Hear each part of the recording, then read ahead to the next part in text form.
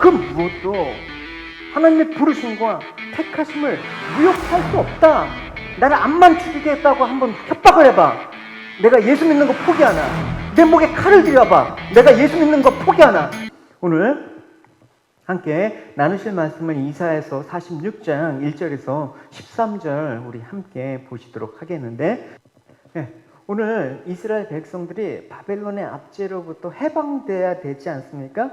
근데 지금 해방되기 위해서는 뭐가 전제가 됐습니까? 바벨론의 멸망이 전제가 돼야 되는데, 이 오늘 본문에서는 바벨론 제국의 몰락에 앞서서 1절에 언급되고 있지 않습니까? 그 바벨론의 대표적인 신이에요. 벨과 느보의 몰락을 선포하고 있습니다. 그러니까 무능하고 허망한 것을 신으로 섬기는 바벨론은 이제 몰락할 수밖에 없다. 그러나 참된 우리의 생명을 주시는 이스라엘 하나님은 전능하신 분이기 때문에 그 백성은 구원을 얻게 된다라는 것을 오늘 본문은 서두에서 말씀하고 있습니다. 그러면 이스라엘 백성들은 하나님을 따라야 되는데, 근데 그렇지 않았습니다. 이스라엘 백성들은 늘 바벨론을 우상으로 따르는 그 패역함을 보여왔단 말입니다. 그래서 6절과 7절에 보면 그 이스라엘 사람들이 따랐던 바벨론 그 모습을 보여주고 있어요. 보시면 사람들이 주머니에서 금을 쏟아내며 은을 저울에 달아 도금장에 주고 그건 내지도 못하였니라. 이게 우상의 실상이란 말입니다. 그러니까 여기서 말하는 핵심은 뭐냐? 사람들이 신이라고 부르는 우상은 사람의 손을 빌려 만든 생명이 없는 곳에 지나지 않다라는 것입니다. 그래서 우상은 스스로 어떤 행위도 할 수 없고 아무리 부르짖어도 그를 고난에서 구하지 못한다라는 것을 말해주고 있습니다. 그래서 다윗은 이렇게 고백하기도 했어요. 내가 다른 신에게 예물을 드리는 자는 괴로움을 더할 것이다. 나는 그들이 드리는 피해 전제를 드리지 않냐며 내 입술은 그 이름도 부르지 않냐리라. 그러니까 우상이랑 우자도 내가 꺼내지 않겠다라고 다윗은 분명히 다짐을 했습니다. 그래서 우상에게는 생명의 능력이 없는데 왜 사람들은 우상을 만들고 또 우상을 섬기는 것일까? 여러분, 부족 여러분 뭐 해보셨어요, 여러분? 가만히 보면 여러분 그 부족 한국에 있으면 뭐 속옷에 뭐 차에 뭐 문에 이렇게 부족 같은 거 이렇게 해갖고 뭐 이렇게 하는 거 봤어요. 왜 그렇습니까, 여러분? 어려움과 재난, 그 재앙을 미리 면해보고자 하는 그 심리 때문이에요. 사람들은 나쁜 일이 주어지고 어려움이 오는 것을 가장 두려워하는 거예요. 왜냐하면 그 어려움과 그 고난 때문에 내 행복이 깨진다고 생각하는 거예요. 행복은 세상적인 조건과 환경에 있다고 생각하기 때문에 내가 이 환경을 위협하는 어떤 요소가 왔을 때는 내가 어려운 거야. 여러분 어제도 시티에서 수천 명이 모여갖고 막 데모를 했어요. 락다운 해제하라 막 하면서 마스크 안 하고 모이는 바람에 어제 되게 또 난리가 나지 않았습니까? 왜 그렇습니까? 되게 위협이 되는 거야. 지금 모든 상황들이 여러분. 그러니까 여러분 결국 우상을 섬긴다라는 것은 뭡니까? 내 마음이 굳건하지 못하기 때문에 섬긴다고 할 수가 있습니다. 내 마음은 여전히 세상이 목표고 내 마음은 여전히 세상의 행복을 기반으로 두고 이렇게 세상의 소망을 두고 있기 때문에 세상의 일에 따라서 내 마음이 이리저리 흔들리고 왔다리 갔다리 한다라는 것입니다. 그래서 마음이 흔들리는, 뭐 세상 사람들은 그렇다고 쳐요. 믿는 우리들도 사실 마음이 흔들릴 때가 있잖아요, 여러분. 그럴 때 하나님께서는 뭐라고 얘기합니까?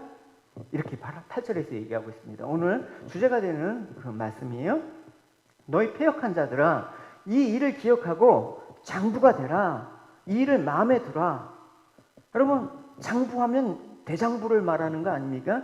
대장부는 뭡니까, 여러분? 말 그대로 우리가 알고 있잖아요. 씩씩하고 뭔가 힘있고 의지가 굳건한 사람을 가리켜 대장부다라고 얘기하고 있는 것입니다.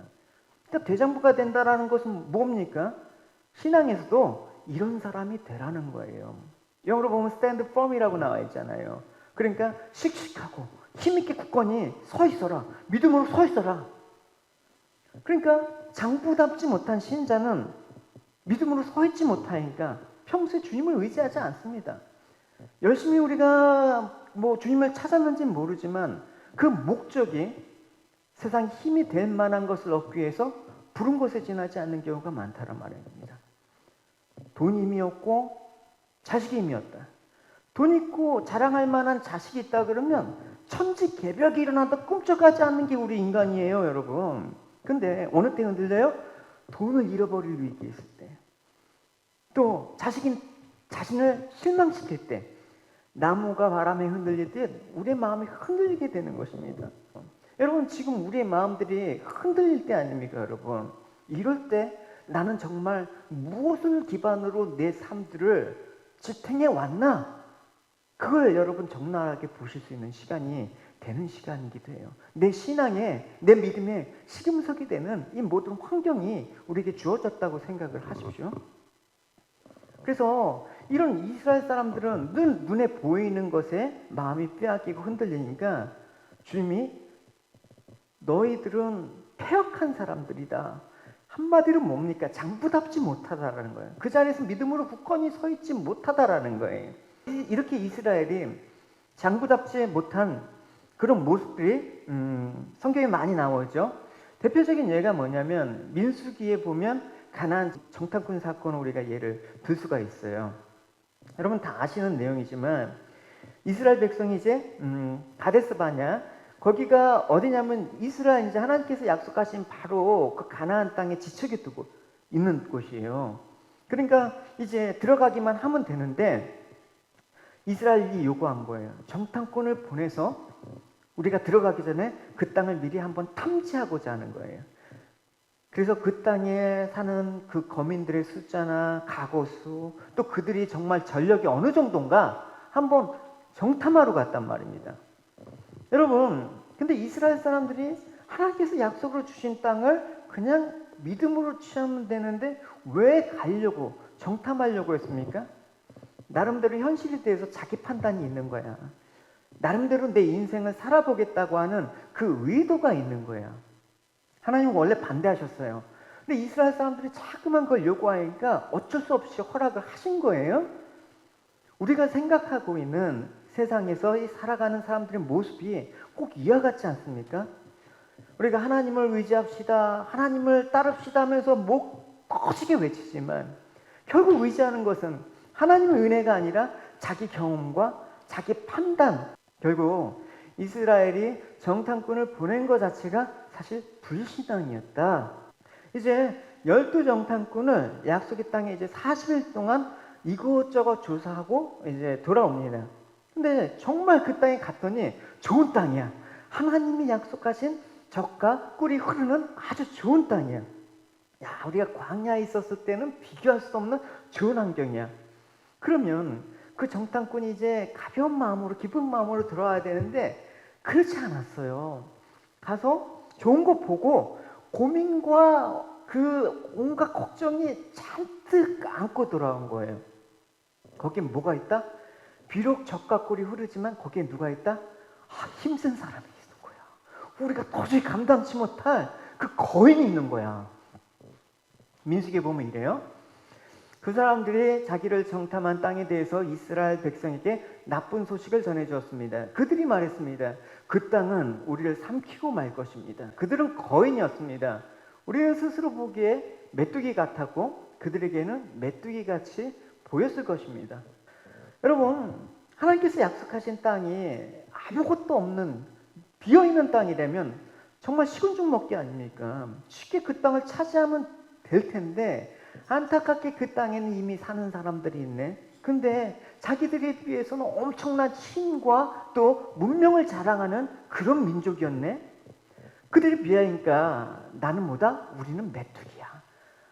아무것도 아니야. 낙심한 거예요. 그래서 자기들 경험으로는 땅을 차지하기 위해서는 힘이 더 있어야 되는데 지금 힘이 없어. 그러니까 낙심한 겁니다. 근데 이 12정탐꾼에서 여호수아와 갈렙, 이 갈렙이 이때 반론을 제기해요. 뭐라고 하냐면 갈렙이 모세 앞에서 백성을 조용하게 하고 이르되 우리가 올라가자, 그 땅을 취하자, 우리 능히 이길 수 있다, 그렇게 말하는 거예요. 그럼 갈렙은 가나안 땅에 이들과 같이 들어가서 가나안 거인들을 못 본 것인가? 다 봤습니다. 똑같이 보았습니다. 근데 똑같이 봤는데 한쪽은 낙심하고 똑같이 봤는데 한쪽은 이긴다고 합니다. 그럼 누가 거짓말이에요? 그럼 갈렙은 이스라엘이 가나안 땅에 들어가서 그 거민들을 이길 수 있는 힘이 있다라고 생각했기 때문에 이렇게 자신만만하게 우리가 이길 수 있겠습니다 라고 얘기했겠습니까? 그게 아니죠. 그렇다면 갈렙이 무엇을 보았기 때문에 다른 정탐꾼이 들어갈 수 없는 그 땅을 걱정 말고 들어갈 수 있겠다고 얘기하는 것입니까? 갈렙을 제외한 정탐꾼의 현실은 자기들 힘으로 이길 수 없는 가나안 거민들에 대한 두려움이에요. 그러나 갈렙이 보고 있는 현실은 달랐단 말입니다. 하나님이 함께 하시는 게 갈렙의 현실이에요.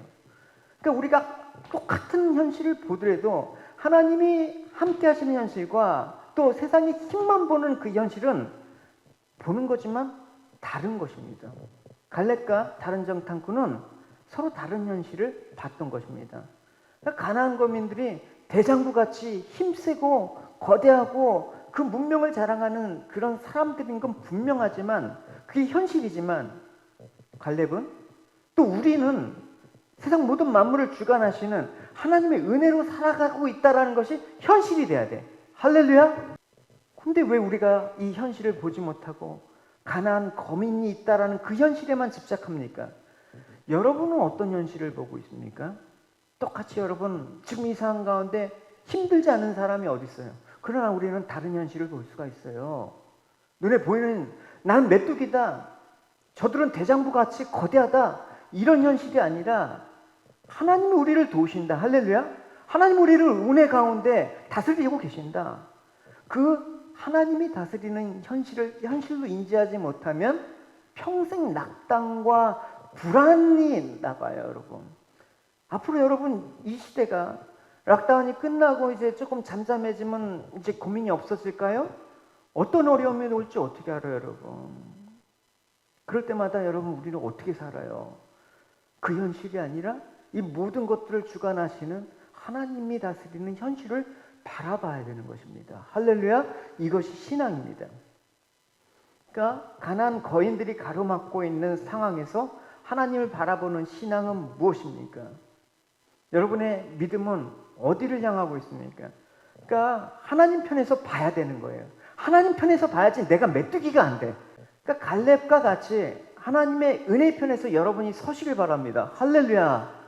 예, 그래야지 우리가 살아날 수 있어요. 그러니까 하나님의 은혜가 여러분의 인도하는 현실로 느껴지길 바랍니다.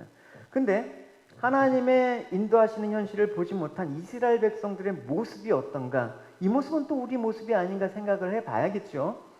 그날 밤 모든 백성이 큰 소리로 울기 시작했습니다. 차라리 이집트로 돌아가겠다. 그게 좋겠다. 이들이 울고 있어요. 자신의 처지를 불쌍히 여기면서 자신의 신세를 한탄하면서 통곡을 하고 있단 말입니다. 이것이 이들의 한계였단 말입니다. 전혀 예상치 못한 어려움에 봉착하자 그들이 할 일은 뭡니까? 낙심하고 한탄하면서 우는 것밖에 없단 말입니다. 그러면서 하나님의 인도가 잘못됐대. 여러분, 하나님까지 의심하는 거야. 차라리 애굽으로 돌아가겠다. 그러니까 여러분들이 이스라엘의 입장이라면 어떻게 할 것인가? 그런데 여호수아와 갈렙은 대장부와 같은 그 가나안 거민들을 전혀 두려워하지 않았습니다. 보십시오. 여호와를 배반하지 마십시오. 그 땅의 백성을 두려워하지 마십시오. 그들은 우리의 밥이나 마찬가지입니다. 그들에게는 방벽이 없지만 우리에게는 여호와가 계십니다. 그들을 두려워하지 마십시오. 그 여호수아와 갈렙과 나머지 이스라엘 사람들 왜 이런 차이를 보이는 것입니까? 한쪽은 자기만 바라보고 있고 한쪽은 하나님을 바라보고 있기 때문에 같은 현실을 다른 반응으로 나타낸다는 것입니다. 하나님은 이스라엘을 광야에서 인도하셔서 수많은 기적을 그들에게 보이셨습니다. 그래서 이런 말씀을 하셨죠. 그들에게 여호와께서 모세에게 말씀하셨습니다. 내가 이들 가운데 기적을 일으켰는데도 이 백성이 언제까지 나를 멸시할 것이냐, 언제까지 나를 믿지 않고 나를 불평하며 원망하며 가나안 땅의 그 약속 땅을 주겠는데도 그 믿지 않고 애굽으로 돌아가겠냐, 그렇게 나를 못 믿느냐라고 말을 하고 계시는 거예요. 그러니까 이스라엘은 하나님이 지금까지 베푸신 은혜를 기적을 전혀 지금 생각하지 않고 있다라는 거예요. 하지만 여호수아와 갈렙은 하나님의 하신 일을 늘 마음에 두고 살았다라는 거예요. 그러니까 다른 이스라엘 백성들은 단지 어려웠을 때 하나님이 도우시면 그것을 기뻐하고 지나면 또 잊어먹어요. 근데 다시 어려움이 오면 하나님이 자신을 어떻게 도우셨는지 이전에 도우신 것을 기억하면서 이번에도 하나님께서 도우신다 라고 나가야 되는데 또 까먹어. 그래서 이사야서 본문은 이렇게 권고하고 있습니다. 9절에 보면 너희는 옛적 일을 기억하라. 나는 하나님이다. 나 외에는 다른 이가 없느니라. 나는 하나님이라. 나 같은 이가 없느니라. 이게 얼마나 하나님께서 답답해서 하시는 소리야. 나 외에는 다른 거 없어. 나는 하나님이야. 그러니까 옛적 일을 기억하는 것이 뭐다? 장부로 살아가는 길이야. 우리가 든든히 스탠드펌하는 거예요. 그럼 옛적 일이라는 게 무엇입니까? 하나님이 하신 옛적 일. 물론 수많은 홍해를 가르시고 또 애굽을 쳐부시고 수많은 기적과 이적을 나타내겠지만 결국 그건 또 뭘 가리키는가? 우리를 구원하시기 위해서 하신 일이라는 거예요. 그래서 오늘 본문 3절과 4절을 보시면 이런 거예요. 야곱의 집이여 이스라엘 집에 내가 지었은즉 내가 업을 것이고 내가 품고 구하여 내리라. 내가 끝까지 구원을 완성하리라. 이게 하나님의 일이에요. 이 모든 일들이 이 어려운 가운데 하나님께서 하신 일들은 우리가 옛날이나 오늘이나 구약의 성경 시대나 지금이나 동일한 거예요. 다 우리의 구원을 위해서 하는 일이에요. 할렐루야. 이것이 옛적 일이에요. 근데 3절에 보면 야곱의 집이라고 얘기하고 있습니다. 야곱은 누구예요, 여러분? 아시는 바와 같이 사기꾼 아니에요. 자신의 야망으로 똘똘 뭉쳤잖아요. 그러니까 야망을 이루기 위해서 아버지와 형을 속인 그런 사기꾼이란 말입니다.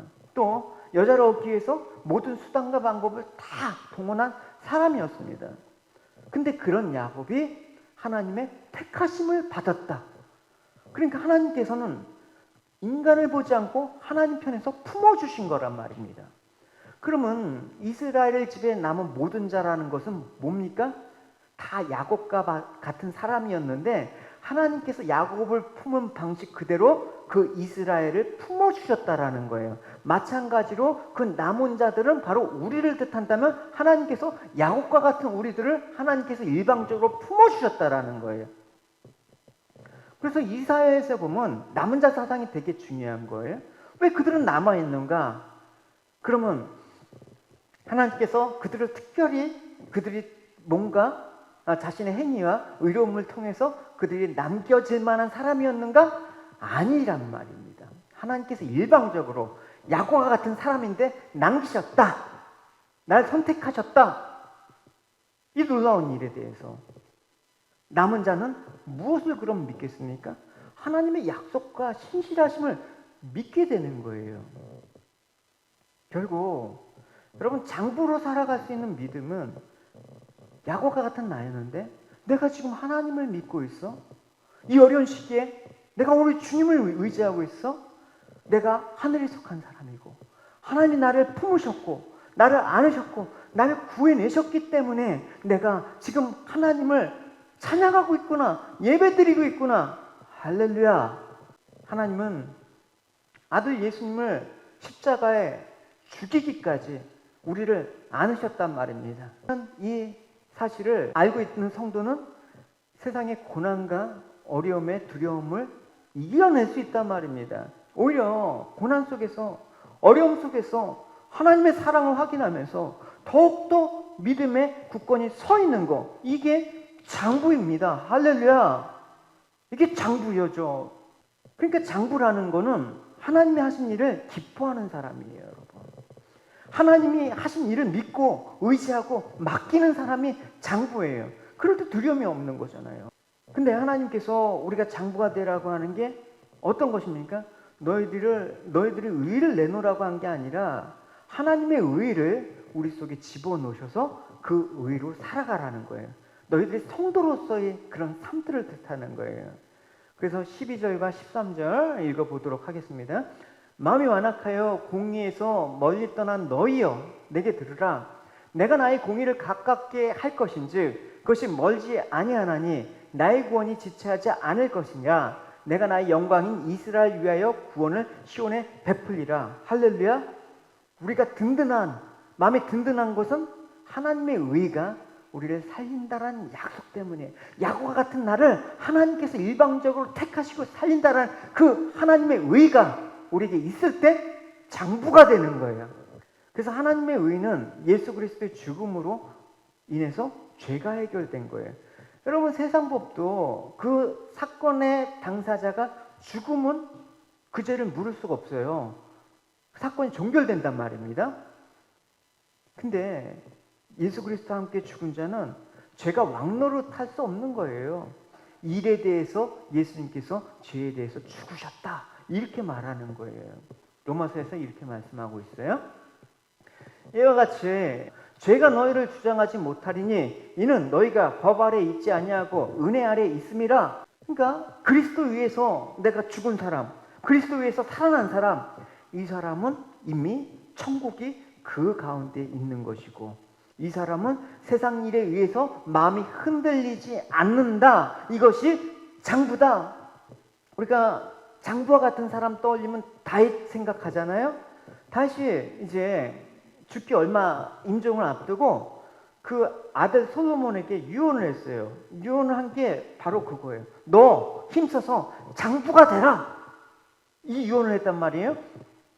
다시 죽을 날이 임박함에 그의 아들 솔로몬에게 명하여 이르되 내가 이제 세상 모든 사람이 가는 길로 가게 되었으니 너는 힘써 대장부가 되라. 다시 내가 이제 세상 사람들 모두 가는 길로 가게 되었다. 이 말은 다윗은 죽음에 대해서 초연했다라는 거예요. 굳이 내가 이 땅에서 오래 살고 이 땅에서 잘 살고 행복한 거 그 연연하지 않는다. 내가 주님께서 맡겨주신 그 삶들을 다 했다. 그러니까 너희도 이제 힘써서 대장부가 되라, 이 말을 하는 거예요, 여러분. 그러니까 그리스도와 함께 죽은 성도는 결코 죽음을 두려워하지 않습니다. 그래야 세상의 현실에 죽음을 두려워하지 않는 장부가 되는 것입니다. 이런 장부에 관한 삶에 대해서 사도 바울은 교회에게, 고린도 교회에게 이렇게 말을 했어요. 뭐냐면, 형제들아, 내가 그리스도 예수 우리 주 안에서 가진 바 너에게 대한 나의 자랑은 두고 단언하는데 나는 날마다 죽노라. 내 주 안에서 죽노라. 죽음을 두렵지 않은 그 장부, 맨날 죽음을 두려워하면 쫄부가 되는 거야. 바울이 소유했던 신앙은 머리로만 머물러 있는 추상적인 이론이 아니란 말입니다. 내 인격을 걸고 하나님께 정말 오늘 힘든 상황을 하나님 앞에 의지하며 한 발짝 더 가까이 나가는 전인적인 삶 그 자체였다라는 것입니다. 그러니까 사도 바울은 이 고백을 매일 하늘의 거룩한 길을 걸어가기 위해서 이 땅의 것을 버리고 하나님으로부터 날마다의 새 생명을 공급받기를 소망하며 취해야 될 지속적인 삶과 죽음 사이의 결단이었어. 내가 살아도 주를 위해 죽고 내가 죽어도 주를 위해 죽는다. 이 삶 가운데 내가 정말 주님께서 이 삶 가운데 나를 죽게 하시면 나는 죽을 수도 있다. 할렐루야. 살려고 하는 자 죽을 것이고 죽으려고 하는 자 살 것이다. 그래서 장부로서의 삶들의 그 고백들을 여러분 믿음의 사람들을 통해서 여러분들의 믿음으로 취하셔야 되는 것입니다. 그렇기 때문에 사도 바울은 인생의 목표가 내가 살고 죽는 문제가 아니라 내가 죽든지 살든지 주님을 높이는 데만 있는 거예요. 보시면 빌립보서에 나의 간절한 기대와 희망은 내가 어떤 일에서도 죽는 것도 유익하기 때문입니다. 날마다 이런 자세를 갖고 있는 자만이 하나님 앞에서 나는 죽노라. 그렇지만 나는 하나님 앞에서 영원한 삶을 사는 사람입니다. 세상이 다 지금 죽음을 말할 때 난 날마다 주 안에서 산다라고 여러분, 그 산소망을 여러분 선포하는 여러분이 되시기 바랍니다. 할렐루야. 매일 삶 속에서 주님 앞에 설 그날을 고대하면서 다윗은 그렇게 또 살아오지 않았습니까? 바울 그렇게 살지 않았습니까? 비록 힘들고 고된 길이다 할지라도 우리 앞에 놓은 사명을 다할 때까지는 주님께서 날 붙잡는다. 그래야지 세상을 두려워하지 않습니다. 마음을 고쳐먹는다고요? 이 상황이 나아지면 조금 가신다고요? 천만에요. 그래서 주님께서 우리를 붙들어 주시는 참된 현실을 본 사람이 당당함을 잃지 않은 거예요, 여러분. 보십시오. 베드로후서에 그러므로 형제들아 더 힘써 너의 부르심과 택하심을 굳게 하라. 너희가 이것을 행한즉 언제든지 실족하지 아니하리라. 이같이 너희들이 장부로서 굳게 한다 그러면 어떻게 한다? 우리 주 예수 그리스도의 영원한 나라에 들어감을 넉넉히 너에게 주시라. 흔들리지 않게 하나님께서 붙잡아 주신다라는 것입니다. 할렐루야. 가장 흔들리기 쉬운 때가 바로 이렇게 어려움이 닥칠 때예요. 너나 할 것 없이 힘들 이때, 평소에 하나님이 나를 택하시고 구원하셨다, 하나님의 사랑이 나를 함께 하신다라고 하면서도 이 어려운 시기만 있으면 하나님의 사랑에 대해서 의심하는 게 우리의 연약함이기도 하죠, 여러분. 하지만 하나님의 부르심과 택하심은 어떤 경우에도 흔들림이 없습니다. 할렐루야. 내가 흔들려도 하나님께서 붙잡아 주시기 때문에 그렇습니다. 왜 우리를 붙잡아 주십니까? 많은 열매를 맺기 위해서. 요한복음 15장 6절에 너희가 나를 택한 것이가 아니고 내가 너희를 택하여 세웠나니 이는 너희로 가서 열매를 맺게 하고 또 너희 열매가 항상 있게 하여 내 이름으로 아버지께 무엇을 구하든지 다 받게 하기 위해서 너희를 붙잡고 있는 거다. 할렐루야. 그런데 우리가 정작 눈앞의 현실과 이익만 바라본다면 믿음의 삶에서 벗어나게 되고요, 결국 주님이 원하는 열매조차 맺을 수 없는 빈약한 자로 전락할 것입니다. 마태복음에 보면 동방 박사들이 별을 따라서 예수님을 찾아서 이렇게 여행하다가 예루살렘에 도착했어요.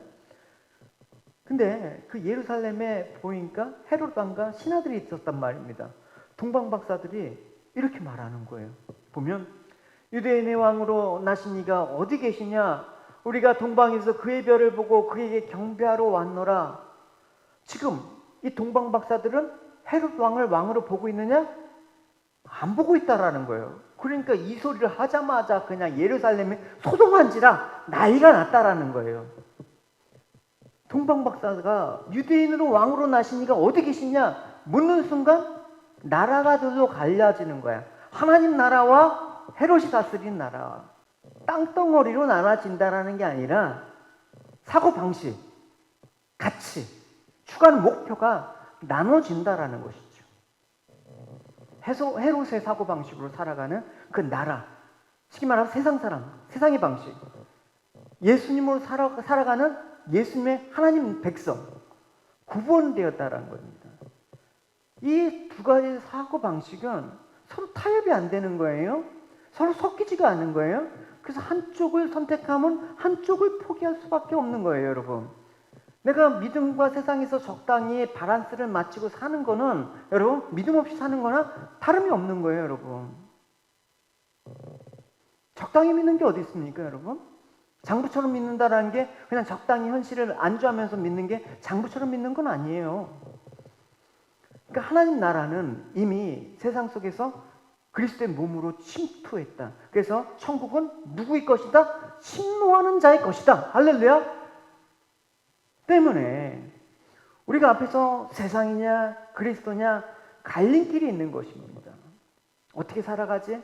하나님 방식으로 살아가는 거죠. 어떻게 살아가지? 믿음으로 살아가는 거죠. 돈 없으면 죽어? 돈 없어도 살아. 일 없으면 죽어? 일 없어도 살아. 계속 이런 방식과의 싸움이에요, 여러분. 결국은 하나님은 자기 백성이 미움을 받는 곳에서 세상에 죄를 드러내시는 거야. 세상에 버린 예수 그리스도가 정말 진짜였다. 건축자의 버린 모퉁이 돌이 정말 우리에게 정말 참선 성전이었다. 이게 생명이었다. 그럼 지금 미움받잖아요, 여러분. 하나님의 뜻을 안다 보면 이때 장부로서의 다짐이 필요한 거예요. 사도 바울은 우리에게 주님의 부르심과 택하심을 굳게 하기 위해서 이걸 확신해야 돼라고 권면을 하고 있는 거예요. 뭐냐면 내가 이제 확신한다. 사망이나 생명이나 하나님의 사랑에서 끊을 수가 없다. 할렐루야. 그 무엇도 하나님의 부르심과 택하심을 무효케 할 수 없다. 나를 암만 죽이겠다고 한번 협박을 해봐. 내가 예수 믿는 거 포기하나? 내 목에 칼을 들여봐. 내가 예수 믿는 거 포기하나? 이 말씀이야말로 우리가 넉넉하게 천국에 들어가고도 남는다라는 사실을 확증하는 것입니다. 이 믿음으로 무엇이든지 흔들리지 않고 생명을 향해 가는 장부의 길을 가야 되는 것입니다. 그리스도께서 주신 약속을 두 손으로 꼭 붙잡고 장부로서의 믿음으로 살아가야 되는 것입니다. 이런 백부장의 고백이 있어요. 하인의 병을 고치기 위해서 예수님께 찾아왔습니다. 예수님이 가서 고쳐주려고 하니까 백부장이 주님, 내 집에 들어오시면 내가 감당치 못합니다. 말씀하시면 내 아이는 낫겠습니다. 무슨 뜻이에요? 백부장은 자신이 주의 종이기 때문에 종이 주인이 시키는 대로 할 거 아닙니까? 말씀만 하십시오. 죽으라면 죽고 살라면 살고, 그게 장부 아닙니까? 그래서 이 믿음을 예수님께서 칭찬하신 거란 말입니다. 빌보 감옥에서 바울과 실라가 그랬던 것처럼 확신에 찬 사람은 감옥에서조차 하나님을 찬양하는 것입니다. 할렐루야! 가장 어두운 암흑조차, 가장 힘든 상황에서조차 노래할 수 있는 사람, 그게 여러분 수요일날 시편 88편의 내용이라고요. 같이 나눴을 것입니다. 하나님께서 우리에게 하나님 약속을 믿는다라는 그 입술의 고백뿐만이 아니라 그 약속을 이루어 나가기 위해서 우리가 생명과 힘을 다 쏟아서 수고하는 살아있는 믿음의 삶을 원하는 거예요. 그래서 장부가 되라고 당부하시는 거예요. 그래서 히브리서에서는 이걸 강조하는 거예요. 너희들이 장부로서 끝까지 이렇게 살아라. 하나님은 공정하셔서 약속한 것을 받은 사람들을 본받으십시오. 인내하면서 약속을 붙들고 지켜나가는 사람에게 하나님께서 능력 주신다. 그 약속이 우리 삶의 현실이 되도록 축복하신다. 오늘 우리가 이 어려운 시대에 살고 있지만 마음을 졸이지 말고 두려워하지도 말고 걱정하지 말고 내가 쫄보로 살지 않겠다. 여러분, 다시 한번 주님께 우리 힘을 얻고 살아가는 여러분이 되시기 바랍니다. 이 자리까지 인도함을 받아서 내가 하나님 믿고 살겠노라고 여기까지 앉아 있습니다. 모든 하나님의 자녀는 그의 나라와 그의 의를 위하여 부름받은 사람들입니다. 하나님께 생명을 맡기고 사는 사람들이에요. 그러므로 장부로 살아가는 성도는 어떤 조건에서도 승리하는 축복을 놓치지 말아야 되는 것입니다. 승리하는 삶 살기 원합니다. 왜냐하면 우리에게 견고한 반석이 되시는 주님이 계시기 때문에 그렇습니다. 두려워하지 마십시오. 여러분 모든 신앙을 예수 그리스도 터 위에 세움으로 장부로서 환난 가운데 흔들리지 않고 든든한 믿음을 지키며 승리하는 그 역사를 체험하시길 바랍니다. 특별히 지금 이 어려운 시간 가운데 하나님의 그 은혜를 여러분 경험하실 수 있는 그 축복이 있기를 주님의 이름으로 축원합니다. 우리 같이 찬양 고백하시도록 하겠습니다. 예수 안에 소망이 있습니다. 내 힘과 나의 노래, 환난 중에 도우시는 주님 견고한 반석, 두려움에서 날 건지시는 내가 장부로서 주님의 사랑 안에, 주님의 은혜 안에, 능력 안에, 보혈 안에 살겠습니다. 그 고백 우리 함께 드시도록 하겠습니다. 예수 안에 소망이 있네.